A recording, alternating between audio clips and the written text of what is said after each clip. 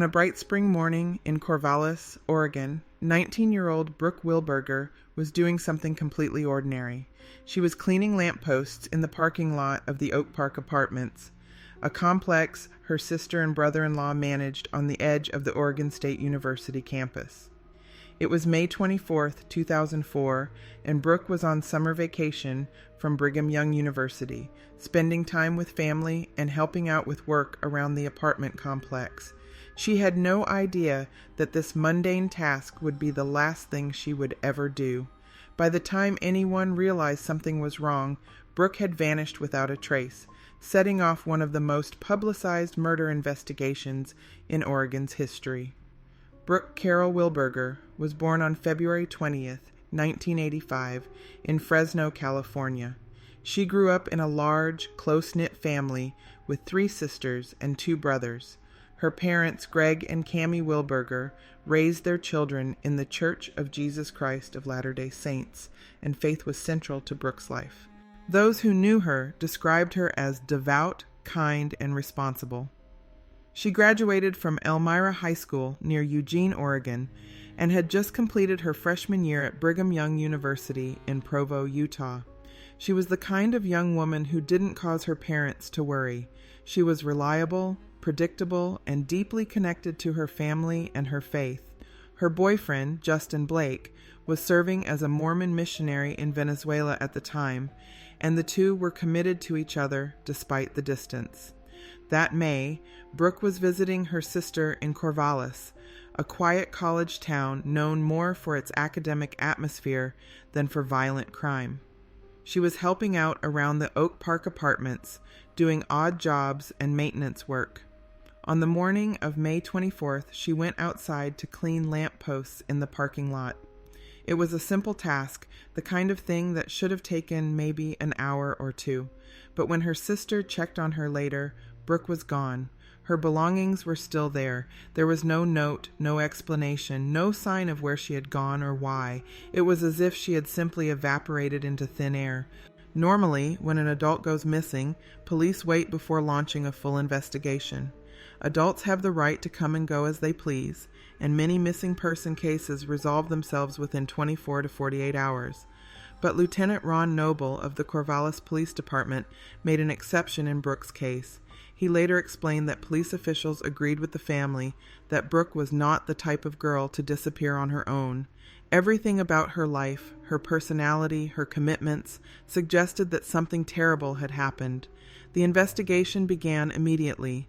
The Wilberger family's LDS ward mobilized quickly, organizing search parties of citizens who combed through Corvallis looking for any sign of Brooke. Flyers went up all over town. Billboards appeared on highways, including one in Salem that asked for information about her whereabouts. The case quickly attracted media attention, not just locally, but nationally. America's Most Wanted featured Brooke's case multiple times between 2004 and 2006. The Montel Williams Show interviewed 3 of her siblings in November of 2004. ABC's 2020 examined her disappearance alongside another missing person case in March of 2006. The story of the missing college student from Oregon became a fixture in true crime coverage, but for months there were no answers. Early in the investigation, police focused on a man named Sung-Koo Kim, who was named as a person of interest in Brooke's disappearance. Kim was investigated thoroughly, but he was eventually dropped as a suspect. However, the investigation into Kim did uncover something disturbing. He was found guilty of multiple counts of burglary and theft of women's personal property in Yamhill County and received an 11-year prison sentence. He served about 7 years before being released in December of 2012. But Kim had nothing to do with what happened to Brooke Wilberger. The real perpetrator was someone else entirely, someone who was operating in the shadows, leaving a trail of violence across multiple states. On November 30th, 2004, 6 months after Brooke disappeared, a foreign exchange student at the University of New Mexico was attacked in a horrifying assault. She was beaten and raped, but she managed to escape. When she identified her attacker, police arrested a man named Joel Patrick Courtney. Courtney was a native of Portland, Oregon. and he had a history that was about to come into sharp focus. On September 12, 2007, Courtney pleaded guilty to the attack on the New Mexico student. His plea agreement called for a prison sentence of up to 18 years, plus 5 to 20 years on parole. But as investigators dug deeper into Courtney's background and movements, they began to see connections that were impossible to ignore. Police started to link Joel Patrick Courtney to Brooke Wilberger's disappearance.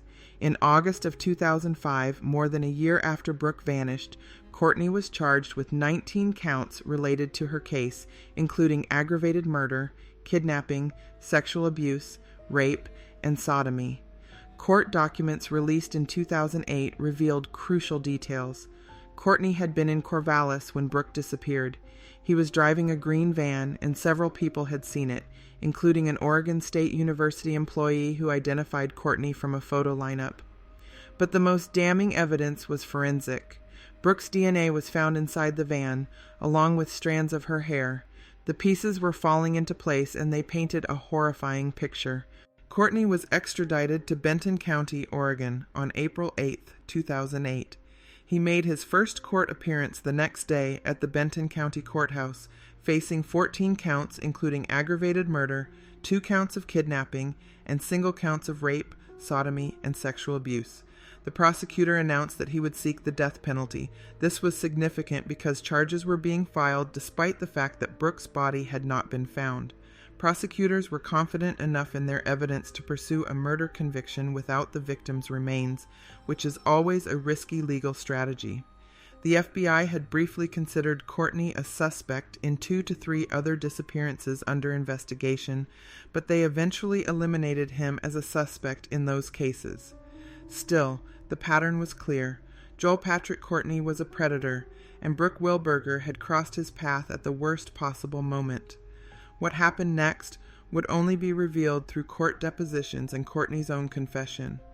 On that May morning in 2004, Courtney had abducted Brooke from the Oak Park Apartments parking lot. He forced her into his green van and drove her into the woods outside of town. But he didn't kill her immediately. According to Courtney's confession, he left Brooke bound in his van while he drove back into town to buy food. Think about that for a moment. While Brooke was tied up, terrified, wondering if she would live or die, her abductor was casually running errands. He kept her alive throughout the night. The next morning, May 25, 2004, he raped her. When Brooke tried to fight him off, he bludgeoned her to death. She was 19 years old. For more than 5 years, the Wilberger family lived in agonizing uncertainty. They knew Brooke was most likely dead, but without her body, there was always a sliver of hope, however irrational, that she might somehow still be alive. They couldn't have closure. They couldn't properly mourn. They couldn't lay their daughter to rest. Courtney's trial was set for February 1, 2010. He was also expected to be charged in connection with the kidnapping, attempted sexual assault, and attempted murder of 2 Oregon State University students that occurred the same day Brooke went missing, but the trial never happened. On September 21, 2009, more than 5 years after Brooke's murder, Joel Patrick Courtney made a deal. He pleaded guilty to aggravated murder, the only crime subject to capital punishment in Oregon. In exchange for avoiding the death penalty, Courtney agreed to reveal the location of Brooke's remains. Prosecutors dropped the remaining counts against him, and Oregon officials promised to try to keep Courtney incarcerated in New Mexico, his home state, for the duration of his sentence. He was sentenced to life imprisonment without the possibility of parole. He would never walk free again. The Benton County District Attorney announced the recovery of Brooke's body in a press conference the same day Courtney entered his guilty plea. It was later revealed that her remains had been concealed in the woods on an abandoned logging road between Blodgett and Wren, located in the Oregon Coast Range. Authorities finished recovering her remains over the following days. After more than 5 years, Brooke Wilberger was finally coming home. The case continued to captivate the public and the media long after Courtney's conviction. The Investigation Discovery Channel portrayed the Wilberger story on 3 different series. The first was on the Crime Examination series on the case with Paula Zahn in April of 2010. The second was on the documentary series FBI Criminal Pursuit in April of 2011. The third was on motives and murders cracking the case in March of 2016. Dateline NBC aired a 2-hour special on the case on February 4th, 2011. The Oxygen Channel's documentary series It Takes a Killer covered the case in January of 2017. Each retelling brought Brooke's story to new audiences, ensuring that her memory would not fade and that the horror of what happened to her would serve as a reminder of the dangers that can lurk in the most ordinary moments. The murder of Brooke Wilberger is a case that haunts everyone who learns about it. It's the randomness of it that's so terrifying. Brooke wasn't doing anything risky. She wasn't in a dangerous place. She was cleaning lampposts in a parking lot on a sunny morning in a safe college town. She was surrounded by people, by apartments, by the normal rhythms of daily life, and yet in the span of minutes, she was gone. Joel Patrick Courtney was a predator who happened to be in the wrong place at the wrong time, or rather, Brooke happened to be in the wrong place when he was there. There was no way she could have known. There was no way she could have protected herself. She was simply living her life, helping her family, and she became the victim of a monster. For the Wilberger family, the pain of losing Brooke was compounded by the years of not knowing what happened to her. Greg and Cammie Wilberger, along with their other children, had to endure more than 5 years of uncertainty, of hoping against hope, of wondering if they would ever know the truth. When Courtney finally confessed and led authorities to Brooke's remains, it brought a measure of closure, but it could never bring back their daughter and sister. In a statement after Courtney's guilty plea, Brooke's mother expressed gratitude that the case was finally over, that they could finally lay Brooke to rest. But the grief, the loss, the hole left in their family would never be filled. The case also raises difficult questions about how we protect young people, especially young women, from predators like Joel Patrick Courtney. Courtney had already committed violent crimes before he murdered Brooke. He would go on to attack the University of New Mexico student after killing Brooke. He was a serial offender, someone who posed a clear and ongoing danger to society. And yet, he was able to move freely, to drive from state to state to hunt for victims. The system failed to stop him before he took Brooke's life. It's a failure that her family and all of us have to live with. Brooke Wilberger's story is a tragedy in the truest sense of the word. A young woman with her whole life ahead of her, with a loving family, a devoted boyfriend, a strong faith, and bright future, was snatched away in an instant. She never got to finish college. She never got to marry Justin Blake. She never got to become the person she was meant to be.